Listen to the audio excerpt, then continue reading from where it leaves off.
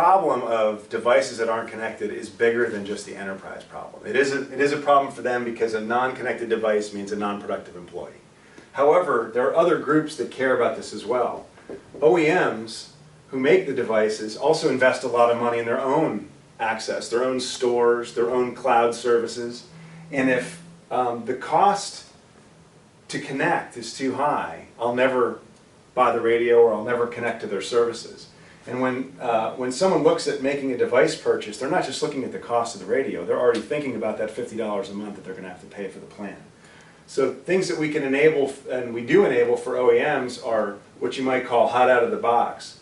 So out of the box, when you open the device up, whether it's a tablet or some kind of notebook, it could be the store for that site is hot, so I can make purchases and get access to it.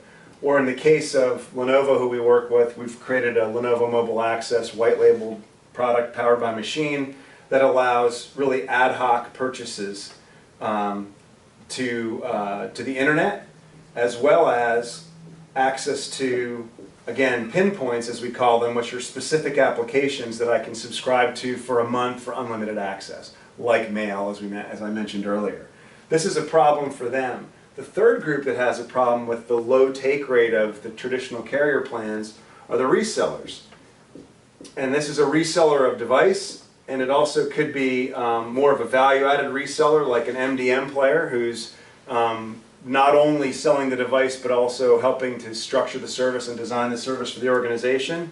And it could also be content providers like an Amazon who wants to give access to anyone, and they would gladly subsidize that access.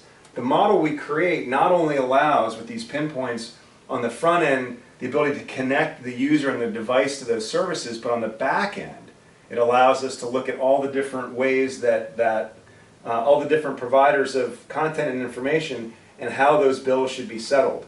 In the example of the corporation, the mail and the CRM might be paid by the corporation, and that's okay. However, if the employee wants to go to Facebook, wants to go on Twitter, whatever it might be, we enable models where that can be settled through a personal credit card.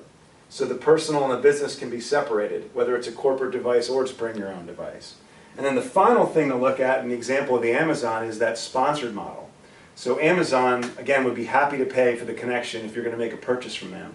So when you think about those three models, you've got the split of corporate, you've got the ability for the person to still have the same experience on the device that they've always had, and you also have the ability for sponsors to step in and provide access as well.